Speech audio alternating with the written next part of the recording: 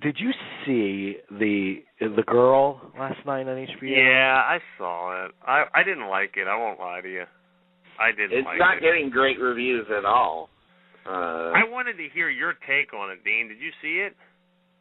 No, I'll probably be able to find it sooner or later up online. Okay, because I know you had picked Hitchcock as one of your favorite directors, and I was really dying to hear your take on the movie. And I mean, it's a very, very interesting story, and I guess Tippi Hedren's been doing a lot of press for the film, or just a lot of press in general, talking about her relationship with Hitchcock, and it sounds like he really did put her through the ringer, according to her, but she still has a lot of respect for him too. So she's a pretty classy lady. But this whole story has been around for a long time. I'm very ambivalent about her. I mean, I don't know if trotting out in book form and making a movie out of it, that kind of dirty laundry is very classy. And then saying, but on the other hand, she actually stayed away from saying anything about it for years and years and years, and it was actually Donald Spoto who actually uncovered it in his book, 20 or 25 years ago.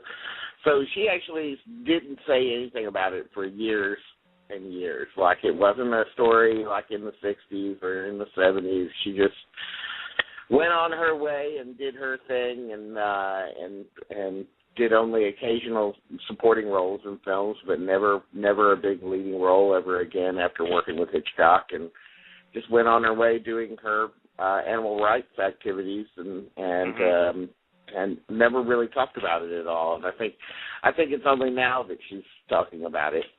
And I don't really see any reason to not talk about it, really. I mean, I think I don't condone Hitchcock as a tragic character, I don't condone, staying quiet if you're being sexually harassed, So, I'm kind of torn on it, because no matter the good qualities of the movie, The Girl, it does come across as kind of salacious, dirty laundry. It does. I mean, it does. It's very salacious and kind of, why does this exist? This movie. I would venture to say, why do any movies exist about Hitchcock? Really, I mean, I'm going to go forth and say that the other Hitchcock movie is going to not feel as dirty laundry but I just don't really know why you would want to make a movie about Hitchcock, really. But I mean, and I love the guy and everything, but I just want to be a movie in his life, So how was the film? I mean, what particularly was not satisfying about it? The film's not great. I mean, it was it kept me involved for the most part, but there were moments when the problem is, you have two sides to every story, and we're hearing her side, but you have to fill out the Hitchcock portion of the thing, and they want Hitchcock to come off as empathetic as possible under the circumstances. Right. So you have to have these suppositions of conversations that he might have had away from Tippi Hedren, or behaviors, or his relationship with his wife, and him talking to a dead telephone when he thinks that she's on the other end, and Hitchcock talking very badly about his wife. Right. I don't know how anyone would know that he would say that kind of thing. I just married her. I was forced into marrying her, and blah blah blah. It wants to paint the portrait of Hitchcock. You can't blame him altogether, because he was a really unattractive, unappealing guy, a genius, but he'd only ever been with one woman in his life, and that was his wife. No one else would do Hitchcock. That is Hitchcock's tragedy in the movie. That's what. I mean, you're right. I mean, you're absolutely right. That is somewhat of a tragedy. Well, I guess I don't know, and that his particular taste in and that's been popular knowledge forever. That his particular taste in blondes was kind of a fetish for him. Mm-hmm. Then again, Kim Novak says, Kim Novak was a gorgeous woman. Kim Novak says to this day, Hitchcock was nothing but professional with me. She defends him to the hilt. Right.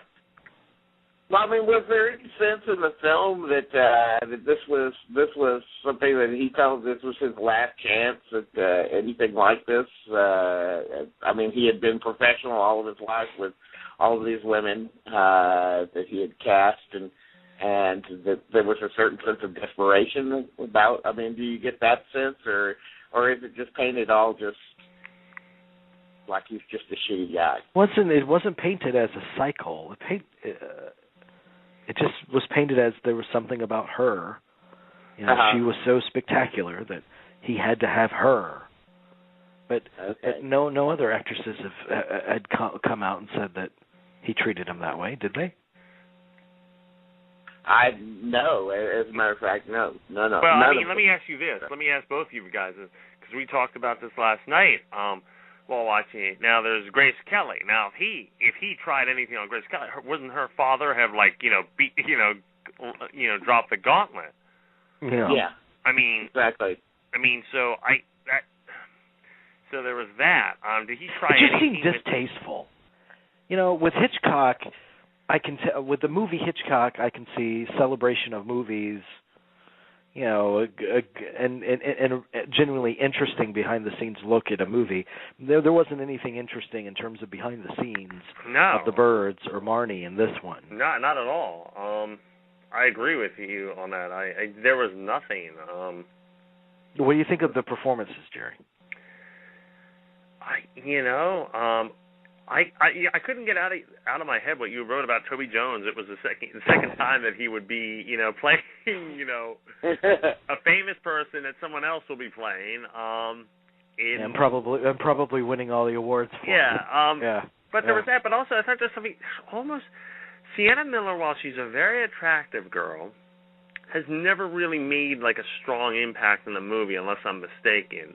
I mean, she's in good movies like Layer Cake, or even The Mysteries of Pittsburgh, but she doesn't really... Well, she was good in Factory Girl, but not... Oh, yeah, okay, thank you. I was trying to think, there was one, yeah. But she doesn't really make much of an impression, for the most part, unless I'm wrong. I mean, but she's in, like I said, good movies, but...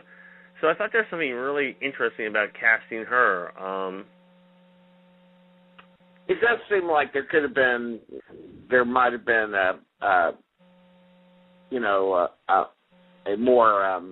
more accomplished actress that could have done it. No, but having said that, well, I mean, why? She's more accomplished than the actress that she's playing. There's a lot of truth in that. There's a lot of truth. I don't know. Can I say something? I like Tippi Hedren in those. I like Tippi Hedren in those two movies. I think she's very good. Okay, but let me just say something though. It's just while this is it, we like. I mean, we obviously like Alfred Hitchcock. We like the Birds and Marnie. It's just not a very interesting movie. It's very. I gotta say, it's dull. The only attraction is, this genius that we know. Let's see how truly terrible he was, because she has no flaws in the movie. I mean, she's a complete innocent that resists every step of the way. I mean, there's really nothing to her in the movie. So it's the only appeal of it is to see how terrible Hitchcock is. Maybe he was a big sex fiend. I don't know. Well, I mean, he obviously had his perversions. Okay, I mean, and his movies reveal as much. So that's the interesting thing that he revealed himself through his films, and not through salacious interviews or behind the scenes rigmarole. Could you imagine Alfred Hitchcock having sex? I mean, just first of all, that's just well, that's there you go. An impossible image. You're just feeding into that whole. You're feeding into that whole tragedy of his life, basically. Yeah, I mean, That's. I mean, it's no different. It's no different from Nixon. You know, I can't imagine Nixon doing it either. Wow, that's an interesting analogy. Hitchcock and Nixon. Well, I don't think I can't really imagine. I don't really imagine anybody having sex. So it's like. I can't oh dear really God! I think about that shit all day. Yeah, I mean, without that, I'd be nothing. I like Toby Jones. You know, I don't know why he would want to play Hitchcock in this incarnation, but I like him. I've always thought he was a great chameleon actor. He does it as best with it as he can, I think. I wish he had better material to play Hitchcock with, you know. Yeah, it's just I think he's a tiny bit miscast in the movie, too. So, I think so. I mean, when I see Toby Jones, I don't think, oh, Hitchcock, definitely. Yeah. I mean, and that's where the chameleon comes in. And it's honestly, it's too bad that they can't get a real fat guy to play Hitchcock. You know, get a real fat guy. What actor Newman on screen nowadays is that big? I mean, you know. You can find one. They're out there. Just you know, I mean, I don't have any suggestions right now. Fat actors are out there. This is Dean's public service announcement tonight. Well, I guess in Hollywood, you know, Toby Jones is fat. You know, it's like, oh my God, he's so fat. You know, he's unfortunately right. Sad. That's sad, but you're absolutely right, though. I mean, he's like 25 pounds overweight. Jesus Christ, he's a blimp. Brando could have done it. Oh yeah, that would have been interesting. Brando or Wells. I mean, either Wells could have done. Oh my God! I mean. Oh yeah, Wells. Jeez, yeah.